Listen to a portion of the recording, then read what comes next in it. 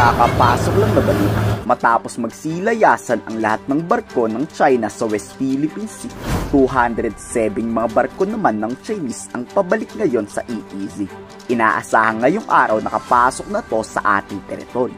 For sure na tunugan ng pabiyahe na sa Japan ang Carrier Strike Group ng US Navy. Dito asahan raw na may banggaan namang mangyayari dyan at magkakainitan. Ito na raw ang pinakamaraming deployment ng China na sabay-sabay papasok sa ating teritoryo. Hinihinala ni Commodore Trinidad, pwersahan na raw papalayasin ng Chinese forces ang BRP Teresa Magbanwa. Pero pagigiit ni Commodore Roy, kahit butas pa ang ating barko, handa tong pumalag ulit sa China. The ship is still there. The men and women aboard the ship are in high spirits, high morale. The intent of the Coast Guard is to have sustained presence.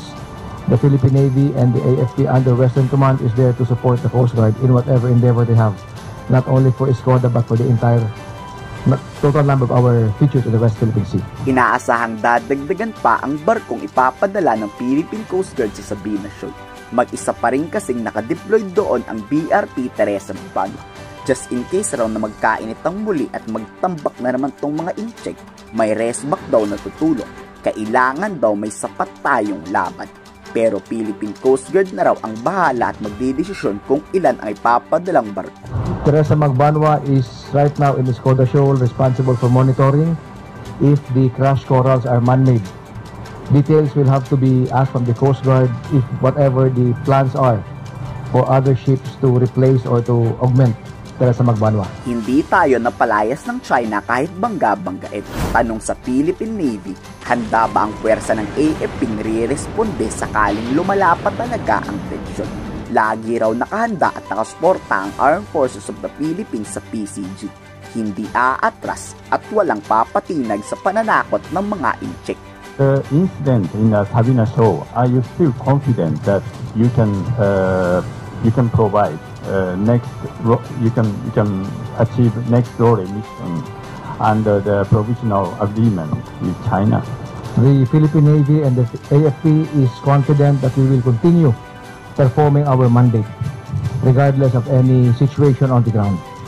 Without interference from the Chinese side? We will continue performing our mandate. We will not be deterred by any action from any adversary. Isiniwalat naman kung kailan hihingi ng resback sa Estados Unidos. Pag hindi na raw normal ang bilang ng puwersa ng mga Chinese.